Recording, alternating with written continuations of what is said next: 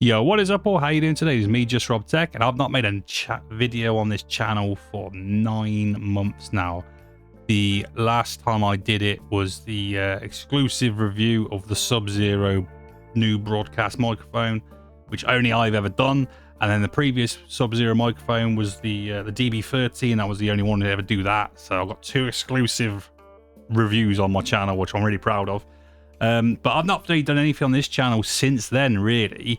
Kind of focused on other things in life, not just obviously going on in life, but also I've been focusing on another hobby which I got back into, which was getting back into Warhammer. So I've got another channel dedicated to that, as well as I've been making videos on TikTok, which I'm really appreciative of all the thoughts and feedback and positive reviews I've been getting for some of the models I painted. I'm really happy with that. So if you want to check out those channels, I'll pop a link in the description. The YouTube channel is not really... I think the only thing I've got on there for Warhammer is 2 videos, walkarounds for the UK Games Expo, which is 24 and 26, or 25 maybe. I don't know. I've got two videos on that channel, but TikTok I've done a lot more and got myself almost, I'd say, 450 followers, which I'm really happy about. But I wanted to get back to making videos with the tech channel in mind, because that is one of my passions. And now going into another hobby which has only developed over the last sort of month or two. Preferably was originally going to be to use a better camera to film my painting for Warhammer, and that is DSLR cameras. The 2 I've got at the moment, the one I'm running at the moment is my partner's Canon 1300D, which she doesn't really use anymore, so she's kind of given it to me to use. But it is a brilliant camera. I think, as you can see, that the footage is very good over HDMI. You do have to do a few workarounds, should I say, to get it as almost as a clean HDMI as you can get. The only thing you might see from time to time, like on this part of the video, is a little box that appears. But at the moment, I've got that running on manual settings, but I've got the lens set to autofocus, which if I have both set to manual, as you can see, you have a little white box that just won't go away. So I have to set that to autofocus to get rid of that. But every now and again, a little box will appear. Now, I said, my partner's very kindly lent me hers, but I wanted my own camera. So I sold a lot of stuff on a website. I'm not sure if it's worldwide. I know it's available over here, called Vinted. I sold a lot of unwanted, basically Warhammer that I'd probably overbought, never going to get around to painting, and also a couple of quite a few games. As well as I sold my Xbox Series X, which I've had from launch, and it's just become like a dust collector downstairs. Obviously, you've got a lot of the stuff you can get on PC. So that was just collecting dust, losing more value. So I thought, you know what, I'd sell that. I sold it on Vinted, which I was really nervous about. I thought, right, because I'd heard horror stories about Vinted, as far as like people like not receiving their goods. Or I had one where I sold like a PS5 game, and it took like 2 weeks to get to the person's destination, and it arrived in a condition which I did not pack it in. It arrived in like a cellophane bag with like all the ripped packaging. And I'm like, someone's obviously been doing something dodgy at the warehouse. Probably thinking it was GTA 6 or something. But it eventually got to the person. He's happy with it. I was like, but I sold my Xbox Series X, so I had quite a bit of money saved up, and I've obviously purchased various things. So I purchased a new controller for the PC. I purchased another controller to use with my MetaQuest 2, because I don't like using the little controllers. I also got some things for the 1300D. So I got myself a dummy battery, a new SD card. But then also the big one was, so I wanted my own camera, and I ended up picking up I got this for a really good price. It was the Canon 650D.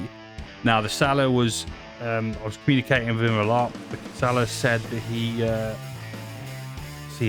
bought it years ago and it's just been sat on his shelf, barely used, which I do believe, because it came in phenomenal condition.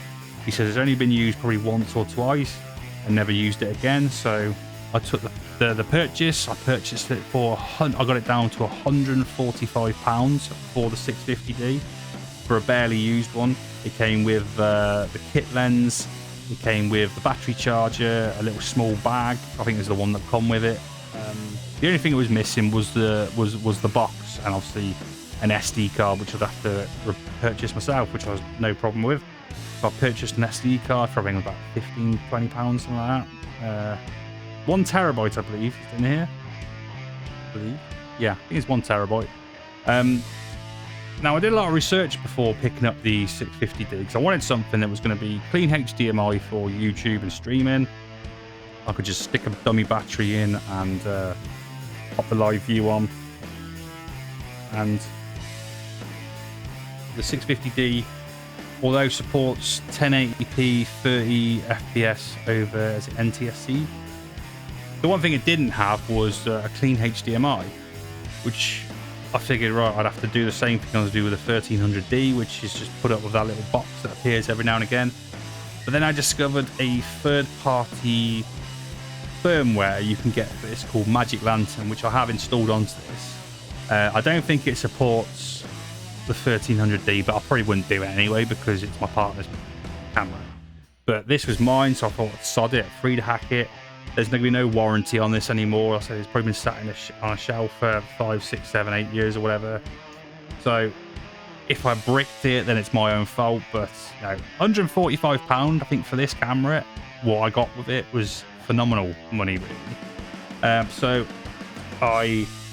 first of all, I updated the firmware to this to 1.0.5, thinking that'll be enough for then to install Magic Lantern. But then I needed to downgrade it to 1.0.4 before Magic Lantern would, and it was basically the same as installing firmware into this through the Canon website. Is you copy it to your SD card once you put it onto your computer, put it onto the thing, update the software, it'll go black for about 2-3 seconds, and then it will process the Magic Lantern firmware.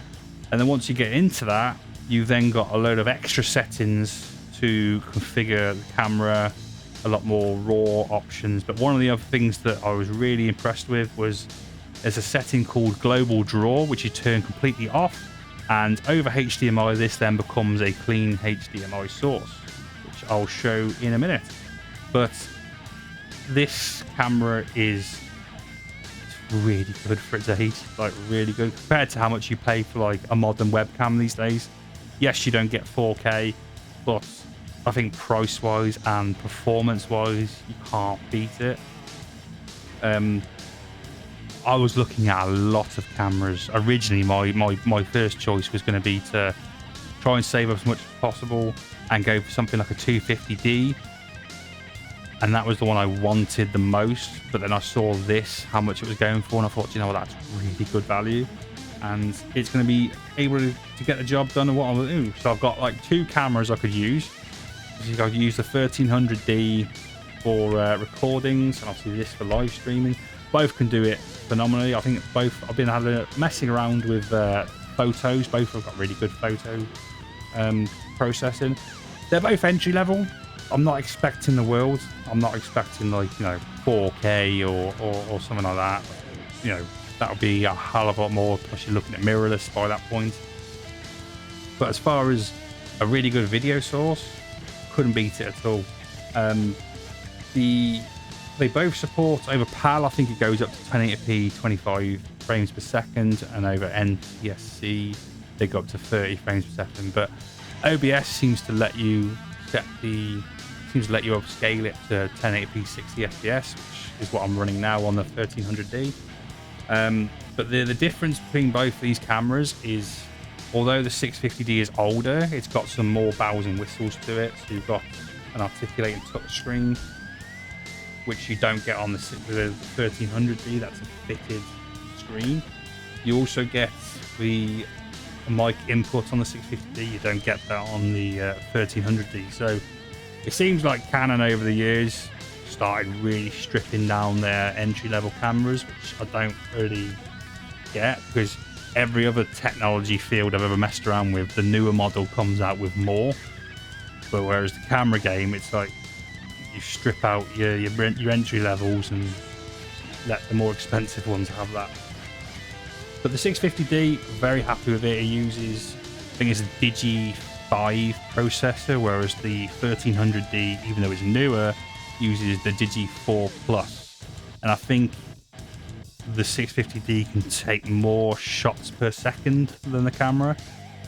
But that's kind of the one thing that really does separate them. I think they both use the same 18 megapixel sensor, whereas the 650D, you've got a lot more options with it, like the external mic output. So I've got myself a Rode Video Go, which just clicks into the camera and goes into the horse show. And then obviously the 1300D, you can only use the internal what do you call it? The internal microphone. So this has been my camera. I'll say comparing both, I think both have similar sort of video capabilities, other than this will do Clean HDMI now. But to get that to work, you have to put some external settings on it, which, you know, I was a bit nervous about. But once it got done, it was all right. And but yeah, I think by the sounds of it, the 1300D, they never finished the software for it, and I'll say it's my partner, so I'm not going to do that and risk bricking it. Right, so to access Magic Lantern, you've got to press the delete key, and then the icon you want is in the overlay section, and it's global draw, and then you want it set to off, and that is how you turn off the overlays over HDMI. So I'm currently using the Canon 1300D recording just to show you. And to access the menus, you press the delete key or the trash band icon, and yeah, then you have all that. So all these extra icons which you didn't get before installing Magic Lantern, and then say global draw, set to off, and that'll turn off all the icons for the Canon 650D. So it's global draw. And then once you've completed that, you've now got access to the Canon 650D over HDMI going into my capture card with a clean HDMI input. Now, it's up to you whether you install Magic Lantern. I did, because the camera didn't cost me that much. There's no warranty. It's been sat on this person's shelf for years, not being used, so there's no warranty at all. I didn't really think it was much, like, too big a risk. Yeah, I could have had like 145 paperweight, but to be fair, I'm pretty good with technology, so I didn't think it'd be much of a problem. And then I installed it, it went fine. And then obviously once I'd watched a few videos on YouTube of how to turn off the icons over HDMI going into a capture card, as you can see, we've now got a clean HDMI source. Now I'm running this at 1080p 60 FPS over OBS. I'm not sure if that would work over Zoom or Discord, probably not. But OBS can upscale it to 1080p 60 FPS, whereas camera is only rated for 1080p 30 frames per second over NTSC, I think it is. I think PAL, I think you're limited to 25 FPS, which there's no really big deal of it, but I think PAL, you have to use that for if you're plugging it into a TV, which I won't. You probably could do if you had a dummy battery, you could probably use it as like CCTV or something. But I'm going to be using it mainly for YouTube and streaming. Both cameras are going to be, I'll say the 1300D is probably going to be used for recording sort of videos for TikTok. I think I can just transfer the memory card onto the computer.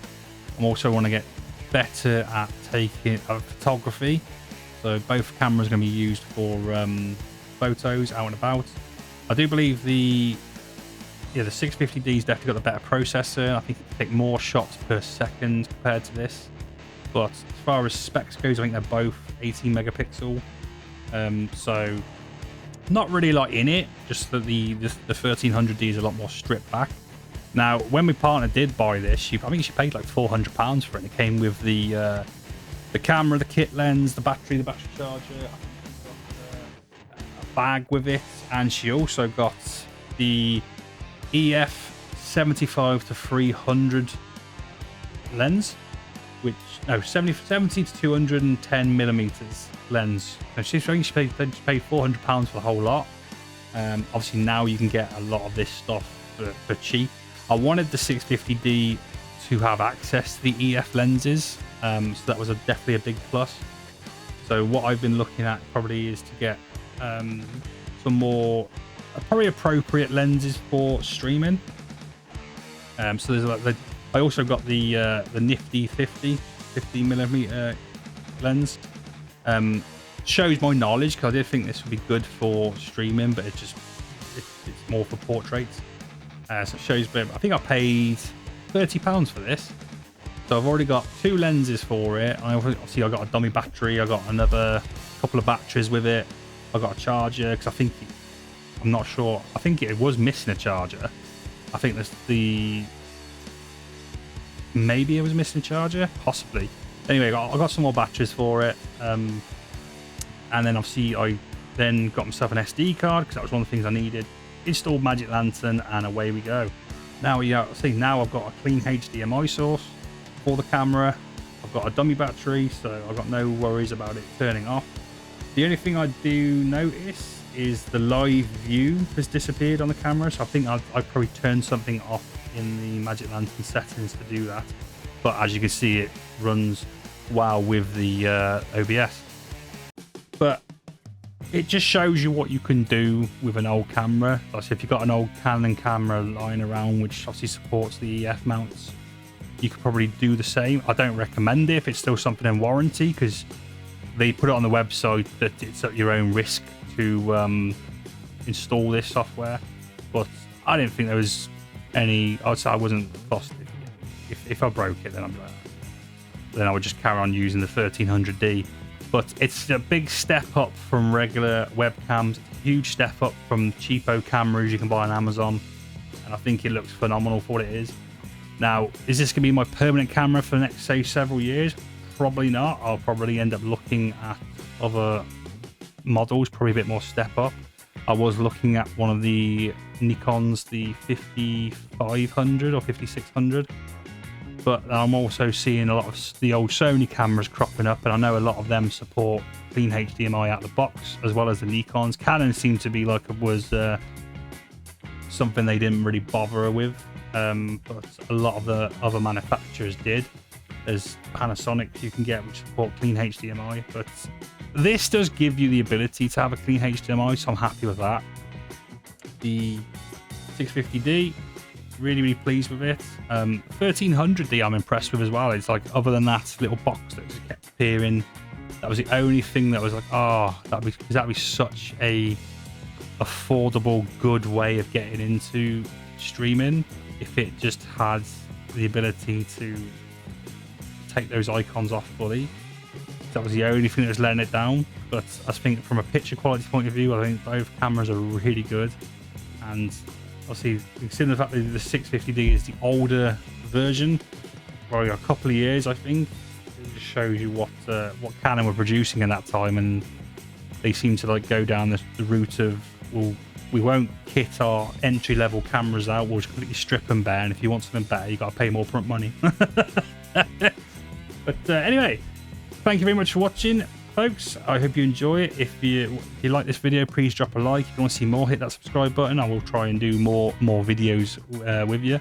If you want to see some of my other channels, I'll pop a link in the description of them. But until then, stay tuned, and I'll also pop a link in the description for Magic Lantern. But until then, see you next time, folks. See you soon. Bye.